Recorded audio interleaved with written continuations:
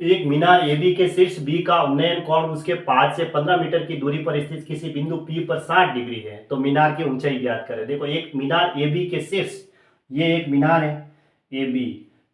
ठीक है, इसके शीर्ष बी का उन्नयन कोण उसके 5 से 15 मीटर की दूरी पर स्थित, इसका पाद ये है, इसकी 15 मीटर की दूरी ये रही, इस स्थित किसी बिंदु पी पर 60 डिग्री है, यानी कि ये जो कोण दे रखा है वो 60 डिग्री है। तो मीनार की ऊंचाई बतानी है। तो इसका मतलब ये 30 डिग्री का हुआ, क्योंकि ये तो 90 डिग्री का होता है। 30 के सामने एक की वैल्यू क्या है, 15 के बराबर है, तो 60 के सामने √3 की वैल्यू क्या होगी, 15 √3 मीटर होगी, यानी हमें ये 15 √3 मीटर मिल गई। ठीक है, तो हमें हाइट है जो इसकी ये भी बराबर कितनी आई, 15 √3 मीटर। ये मीनार की ऊंचाई आ गई।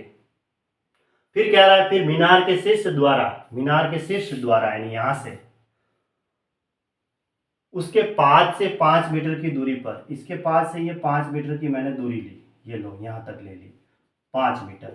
ठीक है, दूरी पर खड़े 10 √3 मीटर ध्वज, 10 √3 मीटर है, यानी ये पूरा 15 √3 है, तो 10 √3 तो छोटा ही होगा, 10 √3 मीटर खड़े ध्वज, लंबाई के ध्वज सी डी, इसको सी डी नाम दिया, और डी इसका शीर्ष है, शीर्ष पर बनाए गए अवनमन कोण ज्ञात करें। यानी कि क्या कहा इस प्रश्न ने, फिर मीनार के शीर्ष द्वारा, ये जो मीनार है इस शीर्ष के द्वारा उसके पास पर स्थित 5 मीटर की दूरी पर खड़े 10 √3 मीटर लंबाई के ध्वजदंड सी डी के शीर्ष डी पर बनाए गए इसका अवनमन कोण, अवनमन कोण नीचे की ओर होता है, ऐसे ये अवनमन कोण बनेगा, क्षैतिज यहाँ ले लेते हैं, ये क्षैतिज ये, ठीक है, तो ये कोण हमें ज्ञात करना है, इसको मैंने थीटा दे दिया। इसकी हाइट तो आ गई, मीनार की हाइट 15 √3 मीटर, ठीक है। अब ये कोण ज्ञात करना है, तो अब क्या करेंगे, इसको मैं ऐसे यूं मिला दूं, यूं, अगर ये कोण थीटा है तो ये जेड की आकृति में बन रहा है, तो ये कोण भी क्या होगा, एकांतर कोण बराबर होते हैं, तो थीटा है। अब देखो ये पूरी 15 √3 है, और अगर ये 10 √3 है तो ये भी 10 √3 हुई, पूरी 15 √3 में से मैं 10 √3 घटाऊंगा तो ये मिली मुझे 5 √3, ठीक है, 5 √3 मिली, और ये 15 √3 है ना, इसको मैं,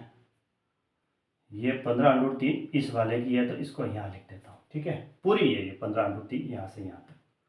अब ये 5 है तो ये भी 5 ही हुई। अब ये कोण 90 डिग्री का हुआ, ठीक है, थीटा और 90 के बीच में ये आधार और ये लंब और ये कर्ण है, तो आधार दे रखा है और लंब दे रखा है, तो tan थीटा बराबर क्या होता है, लंब बटा आधार।